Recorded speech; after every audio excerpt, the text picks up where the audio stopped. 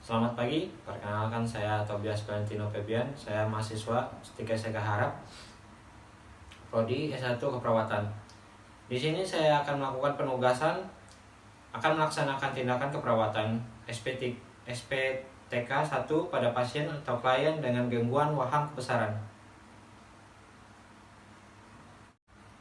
Untuk pengertian waham itu sendiri, waham adalah suatu keyakinan yang salah yang dipertahankan secara kuat atau terus-menerus tapi tidak sesuai dengan kenyataan.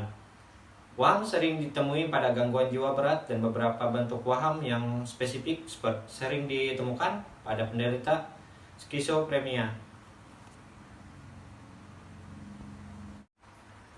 Untuk mengapa waham itu bisa terjadi? Yang pertama, ada beberapa faktor yang menyebabkan seseorang dapat memiliki waham.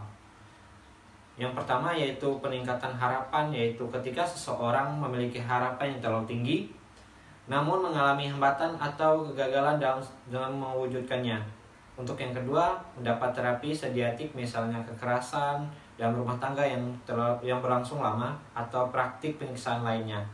Yang ketiga, situasi yang meningkatkan ketidakpercayaan dan kecurigaan. Yang keempat yaitu isolasi sosial, misalnya fenomena pasung. Kemudian yang kelima, situasi yang meningkatkan kecemburuan. Yang keenam, situasi memungkinkan menurunnya harga diri atau harga diri rendah. Yang ketujuh, situasi yang menyebabkan seseorang melihat kecacatan dirinya pada orang lain, misalnya merasa kurang cantik, kurang tinggi, dan kurang kurus. 8. Situasi yang meningkatkan kemungkinan untuk perenungan tentang arti dan motivasi kehidupan suatu, misalnya obsesi pada agama, obsesi pada ritual budaya, dan sebagainya. Yang keempat yaitu isolasi sosial, misalnya fenomena pasung. Kemudian yang kelima, situasi yang meningkatkan kecemburuan. Yang keenam, situasi memungkinkan menurunnya harga diri atau harga diri rendah. Yang ketujuh, situasi yang menyebabkan seseorang melihat kecacatan dirinya pada orang lain, misalnya merasa kurang cantik, kurang tinggi, dan kurang kurus.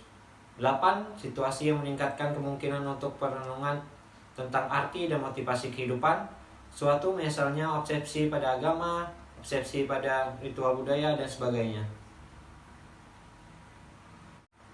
Untuk tujuan khususnya sendiri untuk pasien SPTK 1, yaitu tujuannya pasien dapat berorientasi pada realita secara bertahap, pasien dapat memenuhi kebutuhan dasar, pasien mampu berinteraksi dengan orang lain dan lingkungan, pasien menggunakan obat dan prinsip 5 benar. Untuk tujuan khusus dari SPTK 1 yaitu ada terbagi dari dua, yaitu pasien dapat membina hubungan saling percaya. Yang kedua yaitu pasien mampu berorientasi pada realitas secara bertahap. Untuk fase yang pertama yaitu fase orientasi, di mana tahap perkenalan dilaksanakan setiap kali pertemuan dengan klien dilakukan dengan tujuannya yaitu pertama, membina rasa saling percaya, menunjukkan penerimaan dan komunikasi yang baik.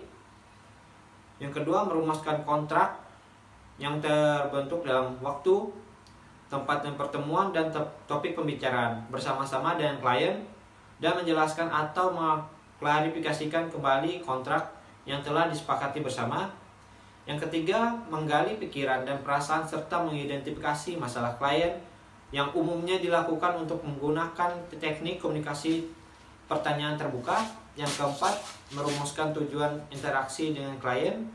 Sangat penting bagi perawat untuk melaksanakan tahapan ini dengan baik, karena tahapan ini merupakan dasar bagi hubungan terapeutik antara pasien dan klien. Untuk fase yang kedua yaitu fase tahap kerja. Fase tahap kerja merupakan tahap yang terpanjang dalam komunikasi terapeutik, karena di dalamnya perawat dituntut untuk membantu dan mendukung klien untuk menyampaikan perasaannya, pikirannya, dan kemudian menganalisa respon ataupun pesan komunikasi verbal dan non-verbal yang disampaikan oleh klien. Dalam tahap ini pula perawat mendengarkan secara aktif dan penuh perhatian sehingga mampu membantu klien untuk menghadapi apa yang dirasakan klien, masalah seperti yang dihadapi oleh klien, mencari penyelesaian masalah dan mengevaluasinya. Untuk yang fase yang ketiga yaitu fase terminasi. Terminasi merupakan akhir dari pertemuan perawat dan klien. Dalam tahap ini, kita dapat mengevaluasi pencapaian tujuan dan interaksi telah dilaksanakan atau evaluasi objektif. Melakukan evaluasi subjektif dengan cara menanyakan perasaan klien setelah berinteraksi dan perawat. Menyepakati tindak lanjut terhadap interaksi yang telah dilakukan. Tindak lanjut yang disepakati harus relevan dengan interaksi yang baru saja dilakukan atau dengan interaksi yang akan dilakukan selanjutnya. Tindak lanjut dievaluasi dalam tahap orientasi pada pertemuan berikutnya. Untuk jenis-jenis waham itu sendiri terbagi dalam 5 bagian, yaitu waham curiga, waham somatik, waham agama, waham kebesaran, dan waham nihilistik. Selamat pagi Bapak. Pagi. Perkenalkan, saya perawat Palen yang akan merawat Bapak dari pukul 7 sampai 2 siang nanti ya Bapak ya. Ya. Kalau nama Bapak sendiri siapa ya Pak? Kalau boleh tahu? Joe Piole Grace. Joe Grace ya Pak ya. Untuk panggilannya siapa biasanya Bapak yang enak kita panggil? Piole saja. Pak Piole ya Pak ya. Untuk hari ini perasaannya bagaimana Pak setelah tadi malam tidur? Apakah ada keluhan? Biasa aja. Oh biasa aja ya Bapak ya. Baiklah Bapak, hari ini kan sesuai dengan jadwal kontrak kita kemarin bahwa kita akan melakukan bincang-bincang kecil ya Bapak. Untuk waktu dan tempatnya di sini, apakah Bapak bersedia? Di sini saja. Oh ya. Untuk waktunya kurang lebih 10 menit ya Bapak. Apakah Bapak bersedia? Ya. Oh baik Pak. Ya baik Bapak, sesuai dengan jadwal dan kontrak kita kemarin, kita akan berbincang-bincang kecil ya Bapak masalah bidang apa yang Bapak sukai. Untuk bidang yang Bapak sukai untuk sekarang ini apa ya Bapak? Politik. Politik ya Bapak ya. Ya. Mengapa Bapak menyukai politik untuk itu sendiri Bapak? Karena saya ingin menjadi presiden Indonesia. Wah, bagus sekali ya Bapak untuk mimpinya. Kemarin kan kalau Bapak kan mengatakan suka itu kan Bapak, bisnis juga kan Bapak? Ya, benar. Tapi apakah bisnis ini, apakah Bapak lebih menyukai bisnis atau ke arah politiknya Bapak? Saya lebih suka politik. Wah bagus ya Bapak ya. Berhubung sekarang Bapak kan sudah berada di sini ya Bapak. Ya. Apakah menurut Bapak bisa menjalankan bidang yang Bapak sukai atau yang Bapak minati tadi seperti jadi pemimpin? Bisa. Bisa ya Bapak ya. Bagaimana cara Bapak untuk memimpin suatu organisasi misalnya saja? Kita kan di lingkungan rumah sakit ini ya Bapak ya. Ya. Untuk memimpin teman itu bagaimana sih cara Bapak? Terserah pada diri saya sendiri. Oh ya, bagus ya Bapak ya. Berarti untuk organisasi itu sendiri Bapak bisa memimpinnya dengan cara Bapak ya? Iya. Oke.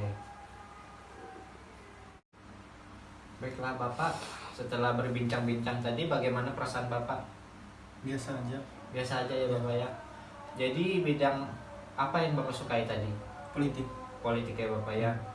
Setelah kita tahu bidang apa yang Bapak sukai, bagaimana kalau besok kita akan ngobrol lagi tentang potensi atau kemampuan yang Bapak miliki? Bagaimana Bapak? Apakah Bapak bersedia? Ya, bisa. Ya baiklah Bapak, selanjutnya kita pilih mana yang bisa Bapak lakukan ya Bapak. Kira-kira besok kita bisa bertemu jam berapa lagi ya Bapak? Kalau bisa?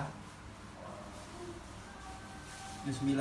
Oh iya, untuk waktu dan tempatnya di mana Pak? Di sini saja ya Pak ya? Iya. Ya. Untuk itu kan apakah ada yang ingin Bapak tanyakan sebelumnya? Tidak ada. Oh, tidak ada ya Bapak ya. Sebelum kita menutup perbincangan kita hari ini, kita akan melakukan pembuatan list ya Bapak. Sesuai yang apa Bapak lakukan tadi, yaitu nah setelah kita berbincang-bincang tadi ya Bapak bahwa Bapak menyukai bidang politik, kita akan memasukkan ke daftar harian ya Bapak. Setelah apa yang Bapak lakukan, misalnya hari ini Bapak melakukan kegiatan kepemimpinan kepada teman-teman. Ya. Misalnya Bapak sudah melakukannya, checklist aja, tulisan yang bertulisan ya. Kalau tidak melakukan kegiatan, bisa menjawab dengan tulisan tidak ya Bapak ya. Begitu juga hari selanjutnya. Apakah Bapak mengerti sebelumnya? Iya. Ya, untuk hari ini mungkin saya cukupkan sampai di sini aja Bapak ya. Semoga Bapak baik-baik saja besok dan kita akan bertemu lagi pukul 9 ya Bapak. Terima kasih waktunya Bapak. Sama-sama. Selamat pagi. Pagi. Sekian video dari saya, semoga bermanfaat. Terima kasih.